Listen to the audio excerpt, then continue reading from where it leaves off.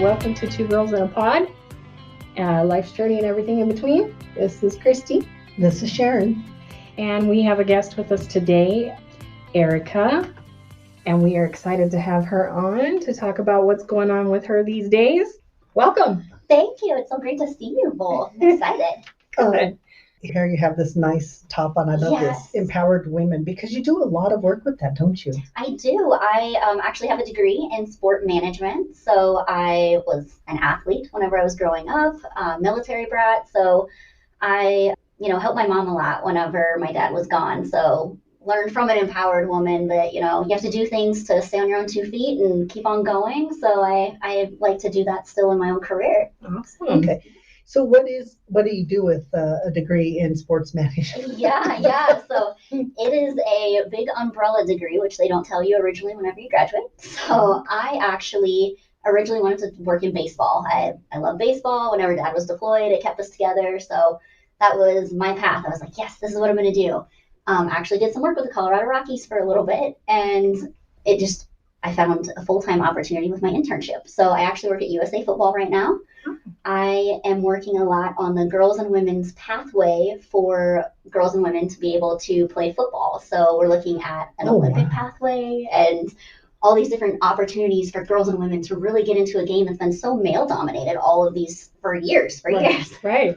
Well, don't you think it's amazing when we look at Major League sports, how we're celebrating in the 2020s the first referee in sports, in Major League sports.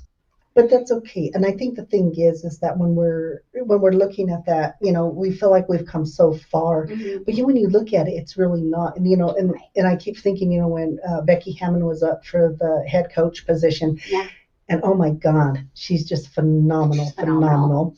And then that somebody else kind of gets that position, and then of course she goes on to the Aces with Las Vegas, and then they win the WNBA tournament. Yes. So what does it tell you? And I think that's it. And I think, so how do you go about really working on getting women in sports and on that level, I mean? Absolutely. So I think for me, what I've really found is it starts at the ground level. So until you see somebody in that position, you don't know that you can be there. So creating those opportunities means that, us as the groundbreakers have to go in there and make that push first. So just like my grandparents and my mom and everybody that I love so much and I admire, they had so much groundwork to do so that we could get to where we are now. Right. And it's the same in sports. So I think it starts with creating opportunity where they can play anything that they would like whenever they are young. Let them start at whatever level. Yeah, if they want to play baseball with the boys, let them go play baseball. If they want to play tackle football, sure, let's go try it. Not so scared and, they're fragile, because there's been that mindset for so long. Yeah. So starting it at that ground level, and then just making sure that they know those opportunities are there. So like what a lot of my work is right now is that, yes, there is an opportunity. You can play flag or tackle football if you want to. And showing them those athletes, our national team athletes that are gold medalists. They have won the International Federation Games and done these amazing things. And we're creating an Olympic pathway, hopefully, for flag football, because it's fully inclusive for women, men, disability, anything like that. So just showing those opportunities, showing the women who are working with men on these huge contracts. Patrick Mahomes, his actual person who is his agent is Jackie Dahl, and she's a very powerful woman who does some amazing things. Awesome. Having your allies advocate for you and show that, yes, they belong there. They do these amazing things. Right. Or showing that you can go on and be a coach. Callie Brownson for the Cleveland Browns. She does some amazing things and creates pathways and speaks at anything that she can to make sure that girls and women know that, yes, there is a place for you, and we're going to keep on breaking that door until we get there. Cool. Do you feel like you have a lot of support from the industry itself? Because, it's been so male dominant. Right. Not necessarily that men are trying to keep women out, but I think that people get so indoctrinated into whatever that cultural piece is or whatever. Right. I would say there's still a fair mix of it. So you have a lot of the allies that are saying, yeah, let's get them in there. My mentor was my first college sport management teacher, and he now he's the head of CHSA. So I had somebody who really believed in me and told me I could do it and just empowered me. Not everybody has that. Some are like, oh, you can't quite get to that level, or you will still see discrimination. There's plenty of times when they're like, oh, she doesn't know what she's saying on the sideline. Or my favorite is people like to mansplain. I know what I'm talking about. If I didn't, I wouldn't speak on it. I like to speak intelligently. So we have the knowledge, we have the power. We just have to empower each other. And the biggest thing has been it's a competition. So in sport, women have been pitted against each other that, oh, well, only one can make it. Or I don't know, you have to compete. We all have to celebrate each other and celebrate their wins and just really build each other up. Yeah, and I think there's definitely been that level of intimidation for women for so long because it has been such a male-dominated thing. Yes. Well, I think when we also look at even the soccer, we have our women's soccer team who has gone on to do these amazing, wonderful things, but yet weren't paid anywhere near the men who, no offense to the USA team men, but you weren't winning. Right. We always sit there and we say, well, you got to win. When you win, you get the money when you do all that. But here they were winning and they weren't getting the money. So it was so amazing to see them advocate for themselves. Absolutely. I mean, they really took ownership of it. And I think kind of started that revolution of, no, we're here and we're going to be loud and we are going to make sure that we are not going anywhere. We belong here, which is, that's what we need. That's what we have to do. And I think, even when we look at, and there's so much of that disparity in the major league sports, when you look at the WNBA, how many of those women go to other countries because they go to other countries to work on when they're not competing here, because if you're not competing here, you don't get paid the same wage. And is it really sponsorship? What do you think that is? Yeah, I think the sponsorship piece is really interesting now because you're seeing more people who are like, oh yeah, let me jump on that train. There's kind of building momentum. It's all about, I think it just keeps going back to advocating for yourself. The louder you are, the more you have people see you, and you just put yourself out there, which is, it's also hard because people are like, oh, well, the girls, they have to be a certain way and say certain things, and it doesn't have to be that way. If they are competing on the same level so competitively, why not give them the chance? We just had the NCAA basketball finals. The women's, statistically, they put out information that the women's was so highly viewed and people were so excited about it compared to the men's because of how much they were competing and excited, and the celebrations. They were excited to be there and on a national stage, and that's amazing. Yeah. That's what we need to see. Well, we follow a few sports.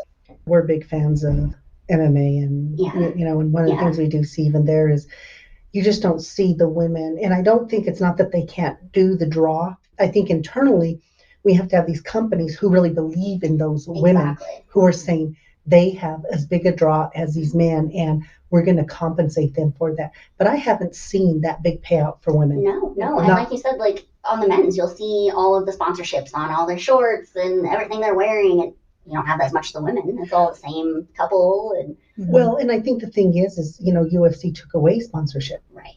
So that was a huge thing. So now it's whatever you get for whatever you fight. And I understand, and I know there's been a lot of grumbling about that. And I think there's still that disparity you really see when you have somebody like Jones come and fight and gets, $1 million. You have somebody like Amanda Nunes who holds 2 belts, who has dominated 2 divisions and still will not get that. And I don't know if it's personal. I often wonder what that is. That's an interesting piece to bring up. The personality. They go, she's a little tough, rough around the edges. We don't know if we want to put her out there, or we don't know she, past things that she's done or said. Why not? Mm-hmm. People like her. Mm-hmm. Put her out there. Yeah. Let people know that look up to her. She's amazing. She's an amazing woman. She's an amazing advocate. She's a mother. Put her out there. Right. Exactly. And I think, is that one of the things, why we don't advocate for it. And, you brought up the having children, and then how much does that impact a sponsor that says, well, we can't sponsor her because, she might go get pregnant. Yeah. Yeah. Right. You hear those things. Exactly. Like, if we put money into her and then, 9 months are gone. No. Yeah. Still believe in her. She's still doing the work. I guarantee you she will still be in the gym and doing what her body allows. Mm-hmm. there's nothing wrong with that. Yeah. And then we have, the same thing we have with Raquel Pennington and Tisha. She's pregnant. She's getting ready to have her baby in the next month or so. But it didn't stop Raquel from going out there and competing and doing what she's going to do. And in fact, Tisha posted, and she was still working out. Here she is with her belly, and she's still doing her thing. So I think that you can do those things, but I think there's such a misconception of it. Absolutely. Mm-hmm. Yes. Just a huge misconception about women are capable of doing and not capable of doing. And do you find that for you being in the field, what were some of those obstacles you encountered early on? Yeah. Because you're kind of a little more established in it now. Right. That's crazy to think. But yes, I would say initially it's interesting whenever you're trying to break in, because everybody right away is like, oh, well, what do you want to do? Where do you want to be? Well, I don't know. I'm trying to figure it out. That's what I thought everyone was supposed to help with. Right. Not everyone picks you up right away.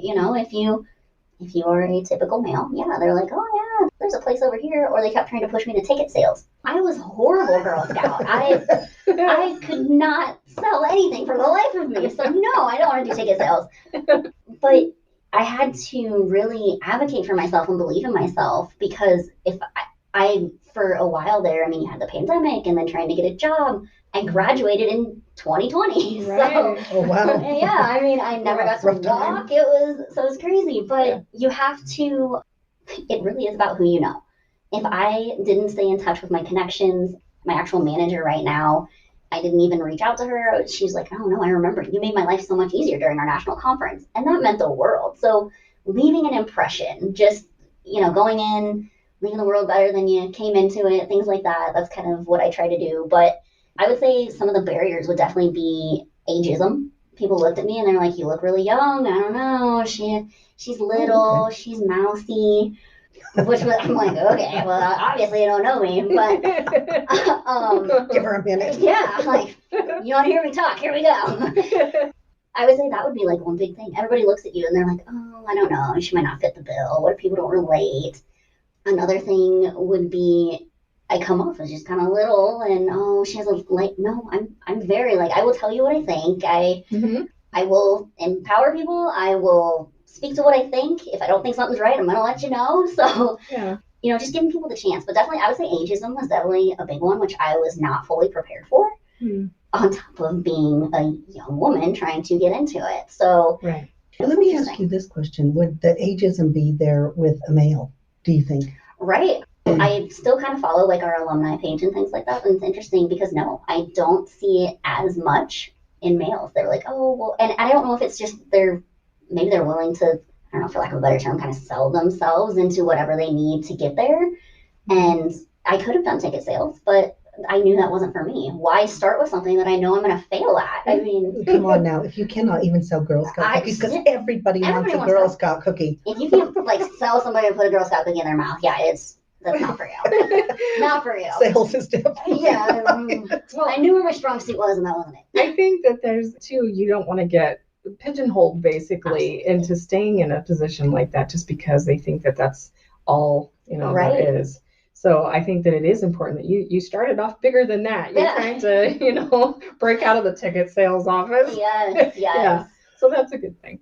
You mentioned, because you do some stuff on empowering, and that's kind of where you saw some stuff on her. Yeah, so. We had seen the postings that you had on about the conference, the national conference. So tell us about that. How did that come about? And yeah, absolutely. I've been involved in, I guess it would probably be 3 of them now. So my very first thing that I ever got to do was a class project. Someone had to own the Metro State Women's, it's an annual thing that they do, and it is showcasing women in sports. So they have them come in, it's a big panel, and I was able to choose the panelists, create the entire event. I actually was the moderator for the event, so it was that immediately I was like, oh my gosh, I'm hooked. I want to do this now. Oh, nice. That was kind of immediately where I was like, maybe I want to do events and things like that. But then I was like, oh, well, maybe I want to do this and this and this, which my job allows for now. Cool. Then I also, so as an intern, I helped with national conference that USA Football used to hold.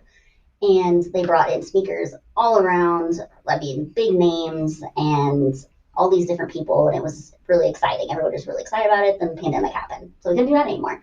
Mm-hmm. So we actually, at USA Football, just formed, it's called the Girls Football Advisory Council. So their entire purpose is to look at the entire landscape and how can we work with girls and women at all levels, from youth all the way to adult, tackle and flag, and get them the opportunities that they need to grow, not just as an athlete, but also as a person. So not everybody knows how to coach a woman. So, I mean, even, you know, from the in your medical kit, consider having pads and tampons. Consider, you know, all these different things. People don't think about those things. So a little Midol. Yeah. I mean, it makes all the difference. The female triad. So typically injuries will happen more during menstruation, things like that. So making sure that they know these things, and this is how you work with them. So we've done some different virtual engagements so that it teaches coaches and people in general how to do those things. This last one that we had, the Girls and Women's Football Summit, we brought in coaches and league leaders, athletic directors, all kinds of people from around. They're actually a national team athlete, and got their opinions on, this is what we're looking at, this is what we've seen, this is what we've heard people are doing. What are your thoughts? What can we do to grow? How can we grow together? Instead of so many people are doing it separately, let's come together and do it together. That's typically how women do it, and we're pretty successful whenever we do it. So let's try it that way. There were some amazing conversations. I mean, I got to be in the room with people who are like-minded, who want growth there, to make sure that there's opportunities to do it the right way, not just, oh yeah, we'll throw them in, maybe it works, maybe it doesn't. I mean, Arizona, they actually just sanctioned girls football there. So one of the pioneers for that was there, and he kind of brought in what he has seen, and you know, it was awesome. The next week he sent us a message and he was like, my daughter just got her first touchdown, wanted to share a picture. I mean, those are the amazing connections that you get to make, and people who are so excited to be there. You know what I think is really interesting is that their daughters and fathers, you know, how do we get fathers and mothers to really push and promote their young daughters to believe in themselves enough to know that they can achieve all of these different things. Right. We did an interview with Frankie Sanchez Jr. He's an up-and-coming boxer, and he does MMA as well. But the sister, we're going to have her on, Ari. She's a freshman, and she went to state in wrestling. Oh my goodness, that's amazing. She is one that she just has so much potential, you know. And if we can showcase, and that's kind of the whole thing of our podcast as well, is to showcase those up and coming people. It's to give them at least an audience somewhere, you know, and the more that they're out there, the more that people know that people do have these dreams and can aspire to be them, no matter where you start. It's not where you start, it's that journey and where you're going. That is really important. But I think a lot of people get stuck in where I start. And so stuck in certain roles and things like that. But I think that this kind of gives a platform to start conversations. Absolutely. You know, taking it to different and new places. Well, like you said, giving an audience. That's where it starts, is you have to have somebody willing to put you out there and say, listen to these people. They are doing amazing things. They have amazing knowledge. They have connections. Go ahead and believe in them. It's okay. Yeah, different background, different look, different feel, whatever. It's, you know, everybody's into vibes. You know, they vibe a little bit different. Whatever. They're still great people, and they do good vibes. Good vibes. All about it. Good vibes. Well, and I think the other thing that, you know, one of the things, you know, you talked about, how do you coach, and that not everybody knows how to coach females. Right. Just like not everybody knows how to coach males, but we don't really think about that or talk about that quite as much. But what I think is the interesting piece of that is that, you know, we've talked about this, is, you know, we look at a lot of the athletes. And one of the things I really love that athletes are bringing into is the mental health piece. Yes. I absolutely love it. I think that would be one of those amazing things to do. And I've had the pleasure of working with some young athletes and, you know, getting out of their head and getting to that next level. And there's something very rewarding about it. But do you see where you're at, the big push for the mental health piece of it as well? I think, like you said, the athletes are advocating for themselves. We have a whole new generation of intelligent athletes and people, human beings, that are saying, hey, the old stuff didn't work. We are in tune with ourselves. We want to be okay, not just as an athlete, but we also want to be okay as a person. a big thing with our work is whole person development. So for me, I grasped onto that very, very quickly. I very much care about you as an athlete and as a coach, as whatever your role is, but you need to be completely taken care of. So the biggest thing is, yes, athletes are advocating for themselves. One of our interns right now is actually getting ready to graduate with her degree in mental performance, but she's focusing on sport. And it has been so interesting to hear her talk about, the different things that she's doing and seeing and trends. And I work with our research team also, education and research, and the different studies that they are doing is phenomenal. But the athletes care. They see it. They know. They've seen what did and didn't work. And there's still a little bit of, and I think it comes from conditioning, where you come from, things like that, where they're like, oh, no, I can't talk about it. I don't talk about mental health. I don't talk about if I'm not feeling okay. We have an entire section of a training where it's okay to talk about how you're feeling.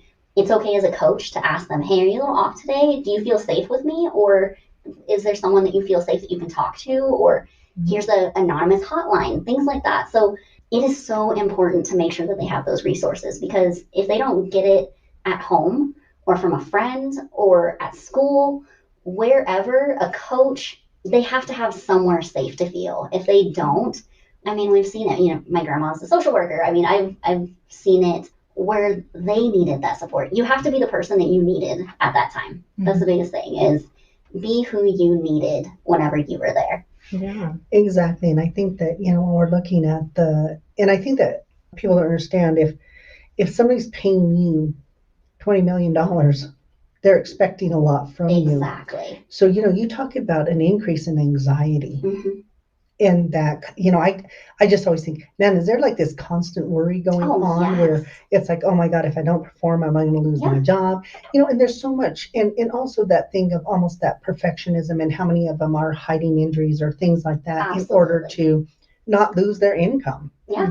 So it's kind of crazy. I'm sure there's a lot of pressure. So I think that is a really important aspect that I think needs to come to the forefront. So, I mean, think how much better you can perform if you're mentally where you need to be. Exactly. Actually, the Kansas City Royals baseball team, they have a woman who is on their bench who actually sits there and talks to them right now about, how are you doing? How are you feeling?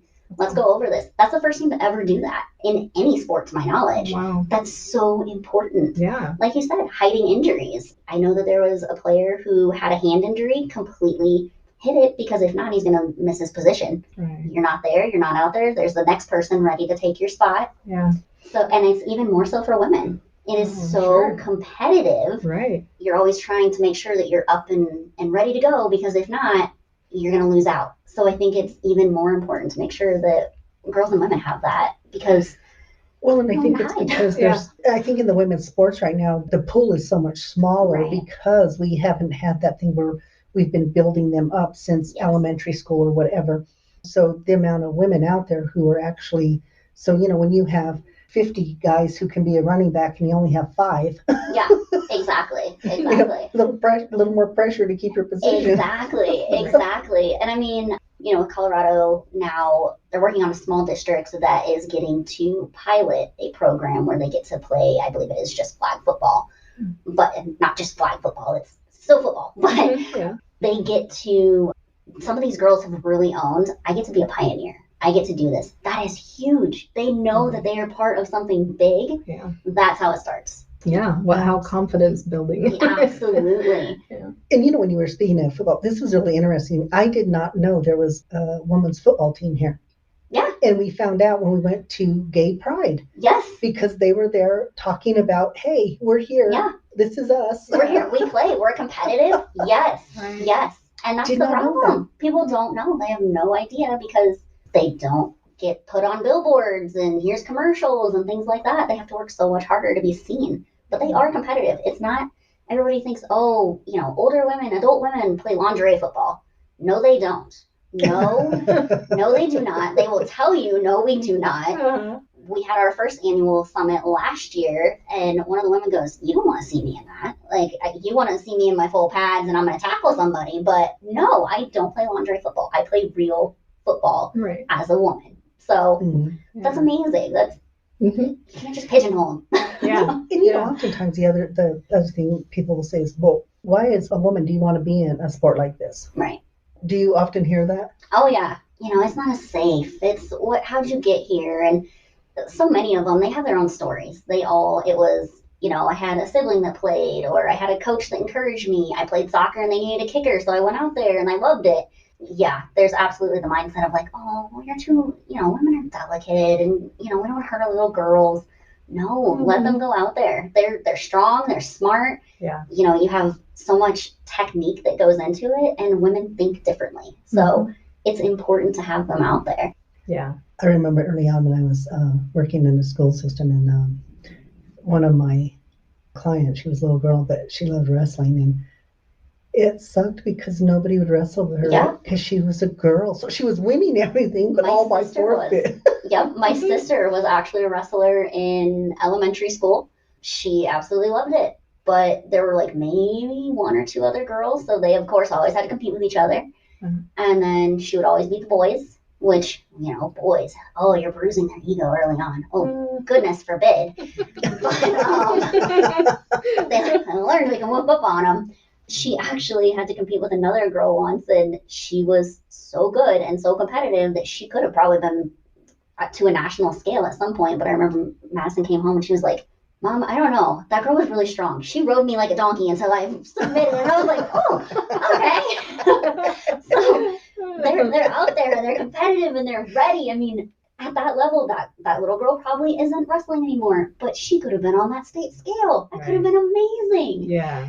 And, you know, when you sit back and you look back at historically how many women sat on the sidelines, you know, and just how, you know, when they're sitting now looking and thinking, that was me, but I didn't have anybody. I didn't have, there was no advocacy for it. There was, you know, I was just one voice in a very big crowded room, so to speak. And so now, you know, having that where we're having more and more of that are saying, no, we can do this. Yeah. You know, we have the ability, we can do what we have to do, and it's okay. Yeah. You know, and I think that what other platforms can we use, or what do you think, you know, as far as getting that word out? And because do you guys go to like schools or? We, as of right now, we kind of go to like tournaments and different things like that. Sports in general, I think, yes, it's important. Go to schools, talk to them at their assemblies. They're on social media. Post it all over social media. Highlight them. Celebrate them. Not just in 1 month. There's not just Women's History Month. Do it 12 months a year. Good point. You know, that's one of the neat things about doing something live, because it's very organic. And, you know, we don't sit there and it is what it is. Right? Yeah.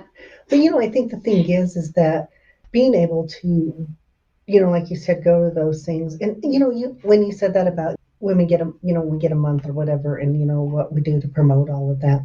But I guess the thing is that what are you doing on those other months? Right. You know? Right. Yeah. This whole month you're like, oh, we celebrate them. They're so great. And then, you know, the next month comes and you're like, oh, yeah, what happened to her? Where was her story? I want the follow-up. Give me the recap. Yeah. You know, like for you, you know, who are those female athletes that you looked at and said, oh my goodness? Yeah. I was a soccer player. So I remember Mia Hamm, Brandy Chastain. One of my very first books that I read as an adult fully through was Not About the Bra. So, it's she was on the field, was celebrating their World Cup win. It was huge. It was such a celebration, and she took off her jersey just like men do all the time and was waving it around in her sports bra and was almost burned at the stake for it. I mean, it was a huge thing. So, you know, being a soccer player, yes, they were huge for me. And then, you know, really outside of soccer, I didn't know tons of other women in sports. I mean, WNBA they didn't really talk about. There was no football, no baseball.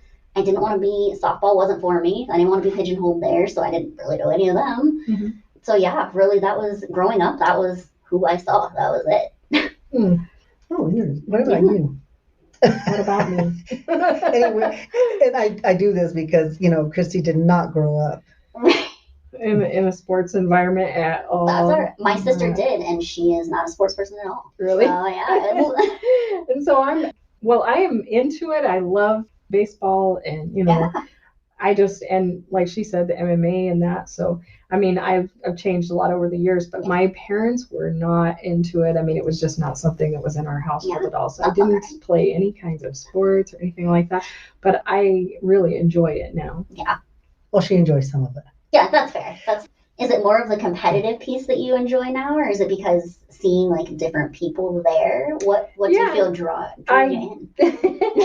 Well, I love baseball anyway. I mean, I've always liked watching that. It's just that I just didn't have much opportunity to watch it.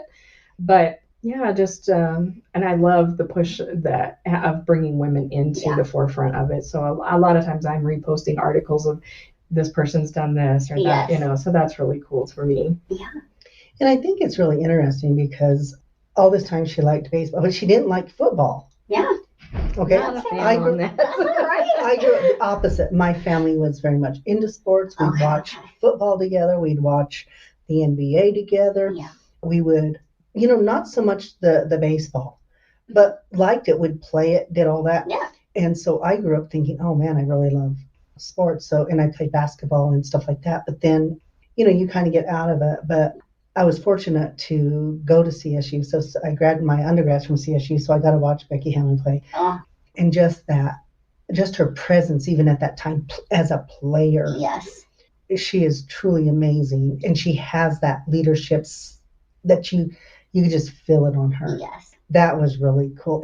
We did grow up watching tennis too. I watched a lot of Martina and, oh geez, I'm aging myself.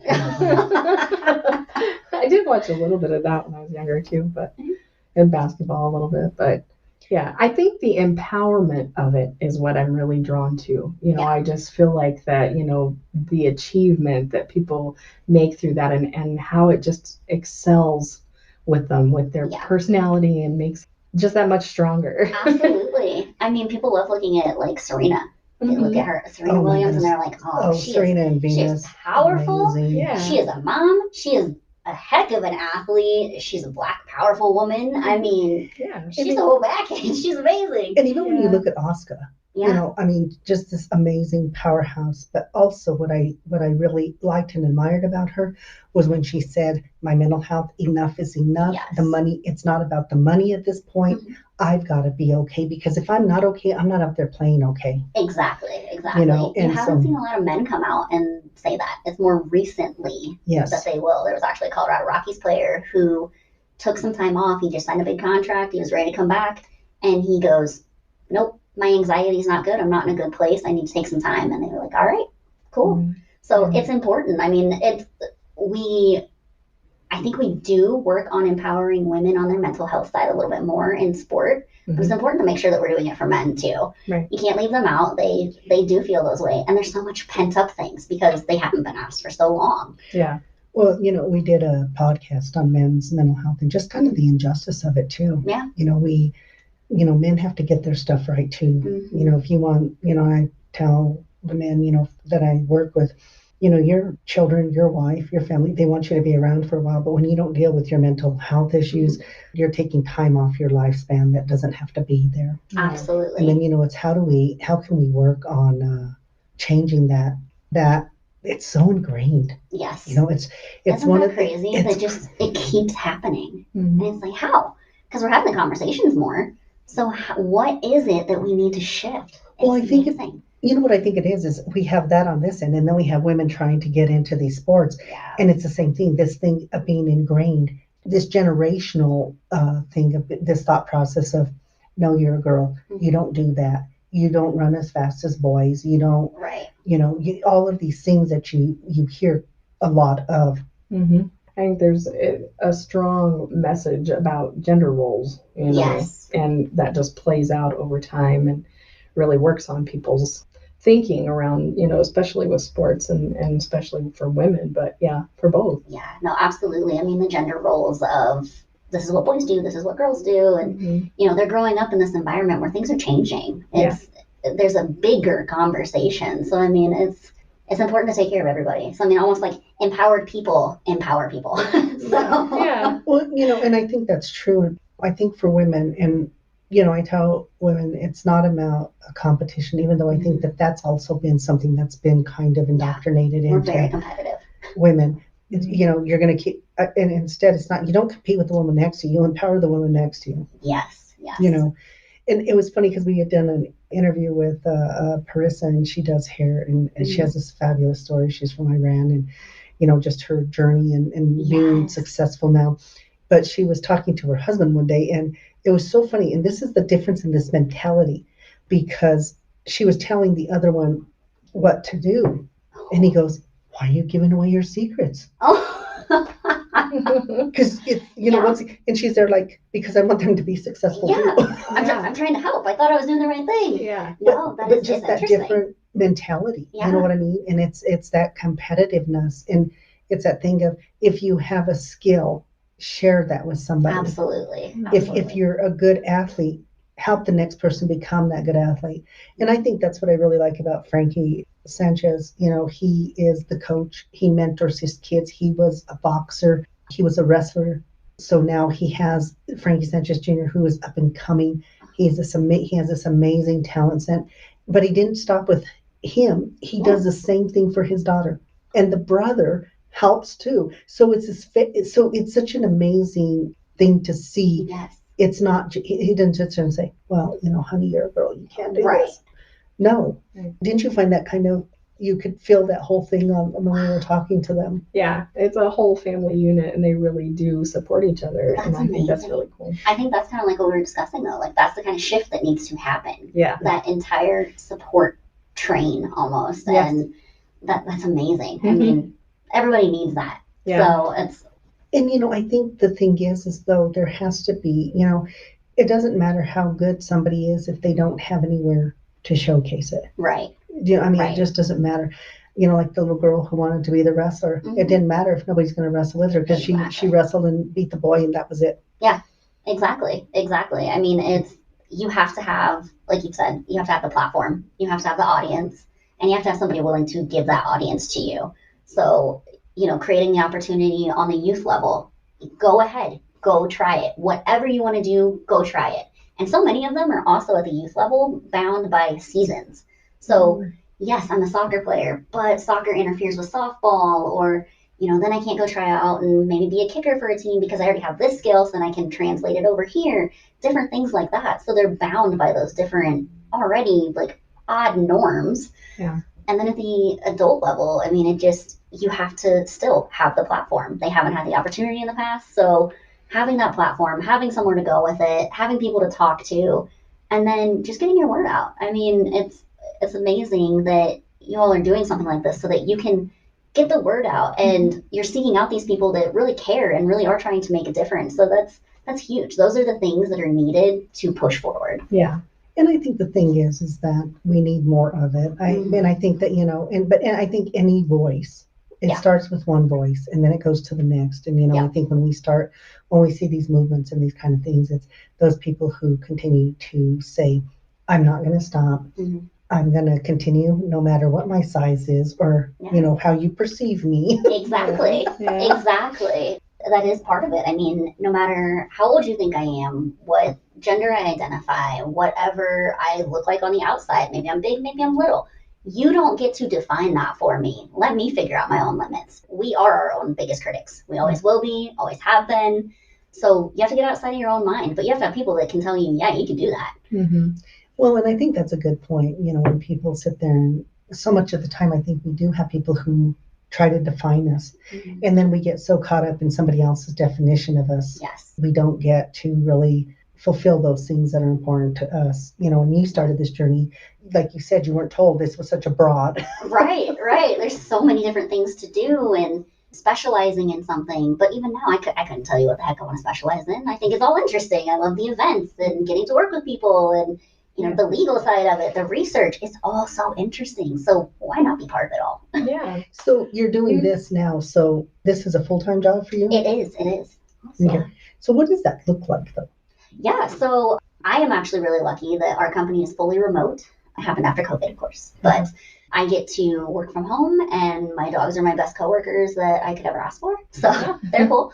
But I mean, a full-time day is you log on, you still have normal work hours, but you get to still interact with people. I feel like you get to interact with more people because I was on a call not too long ago, and it was two gentlemen in New Zealand. I mean, yeah, there's a time difference, but like you're getting to talk to people that you didn't get to talk to before. You're in your bubble, in your office. So you get to speak with different people, and we do get to travel to different events. So like I'm getting ready to go to Arizona and Indianapolis, and then we'll go to California and Boston. So all these different places. So when you say an event, so you say you're going to Arizona, what does that mean? Yeah. So what does that event mean? Yeah, we have our council meetings. So I do a lot with our councils that help us build our education. So they help us. They're actually people who are, as they say, boots on the ground. That's their favorite term. So they're boots on the ground. They're doing the work. They're working with the kids and getting to see what does and doesn't work. So we bring forward, these are our different suggestions. This is kind of the direction we're going to go. What do you think? And they give us feedback on that. Some of our different events, like this summer, we will have, it's a competition called The One. So it's a co-ed competition. Men and women, girls and boys can all play in it. And it will be just this huge sanctioned tournament that they get to showcase their skills. They'll be scouting there. I mean, they will get to be viewed on this huge scale. So how did they get in? How did they get to be showcased here? Yeah, absolutely. So there's been like a series of small competitions. So they've been working on getting into those, and they play at these different competitions. It's still competitive, so they win. They get a ring if they win. It's been a lot of fun watching those. And they also, there's, I believe, an application process. So they can also go on there and actually register their team and say, hey, we want to be part of this. And then come compete with people from around the U.S. So can you let people know where, if they wanted to do that, where do they go? Website, yeah, whatever? absolutely. So if you go to the USA Football website to our events page, it will have more information. It's called The One. It's also been very highly advertised on our social media. So anything on there, it has all the links that you can click on, gives you all the information on more refined on what the event is. And yeah, everybody's welcome to it. So, I mean, take a look at it and see what it is, how you can be involved. Cool. Well, I think sometimes, that, and this takes place when? It will be in, oh goodness, I can't remember if it's June or July. Okay. I want to say it's July. Okay. Well, you can, y'all know how to read, so you can get on there and yes.